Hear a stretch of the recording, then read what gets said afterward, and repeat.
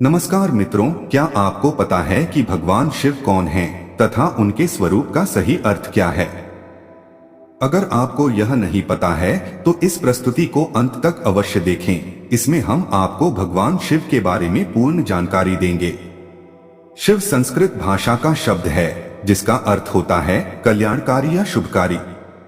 शि का अर्थ होता है पापों का नाश करने वाला, जबकि व का अर्थ होता है देने वाला यानी दाता। यजुर्वेद में शिव को शांतिदाता बताया गया है तथा तंत्र साधना में इन्हें भैरव के नाम से भी जाना जाता है। शिव की दो काया है, एक वह जो स्थूल रूप से व्यक्त किया जाता है, दूसरा वह जो सूक्ष्म रूपी शिवलिंग के रूप में जाना जाता है। भगवान शिव की सबसे ज्यादा पूजा शिवलिंग रूपी पत्थर के रूप में ही किया जाता है, परंतु लिंग शब्द को लेकर लोगों में बहुत भ्रम होता है और इसका सही मतलब नहीं पता होता। संस्कृत में लिंग का अर्थ होता है चिन्ह, अर्थात शिवलिंग को भगवान शिव के एक चिन्ह के रूप में दर्शाया जाता है। इस प्रकार शिवलिंग का सही अर्थ होता है शिव यानी परम पुरुष का प्रकृति के साथ समन्वित चिन्ह।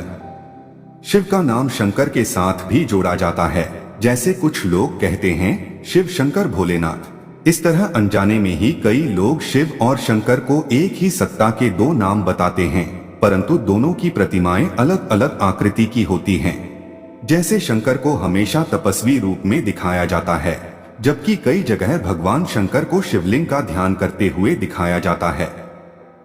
शिव ने सृष्टि की स्थापना, पालना और विनाश के लिए ब्रह्मा, विष्णु और महेश नामक तीन सूक्ष्म देवताओं की रचना की है। इस तरह शिव ब्रह्मांड के रचयिता हुए और शंकर उनकी रचना, इसलिए भगवान शिव को महादेव भी कहा जाता है। इसके अलावा शिव को 108 दूसरे नामों से भी जाना जाता है और पूजा जाता है। भगवान शिव का रूप स्वरूप जितना विचित्र है उतना ही आकर्षक भी है तथा शिव जो भी धारण करते हैं उनके भी बड़े व्यापक अर्थ होते हैं। भगवान शिव की जटाएं अनंत अंतरिक्ष का प्रतीक हैं, क्योंकि शिव की उलझी जटाओं में चंद्रमा विराजमान रहते हैं और इन्हीं से गंगा का अवतरण भी हुआ है। इसके अलावा चंद्रमा शिव के मन का प्रतीक है, क्योंकि भगवान शिव का मन चांद की तरह भोला, निर्मल, उज्जवल और जागृत है। भगवान शिव की तीन आंखें हैं, इसीलिए इन्हें त्रिलोचन भी कहा जाता है। ये तीन आंखें सत्व, रजस और तमस तीन गुणों, भूत, वर्तमान और भविष्य तीन कालों, स्वर्ग, मृत्यु और पाताल तीनों लोकों का प्रतीक हैं। भगवान शिव हमेशा अपने गले में सर्प लपेटे रहते हैं, जिसे सर्पहार कहा जाता है। सर्प तमोगुनी एवं संहारक जीव होता है, फिर भी शिव उसे अपने गले में लपेट कर रखते हैं। विषैले विषधर को अपने गले में धारण करके शिव यह संदेश देते हैं कि प्रेम भाव होने पर भयंकर से भयंकर शत्रु को भी अपने गले का हार बनाया जा सकता है। त्रिशूल भगवान शिव का प्रमुख अस्त्र है, जिससे वह दुष्टों का अंत करते हैं।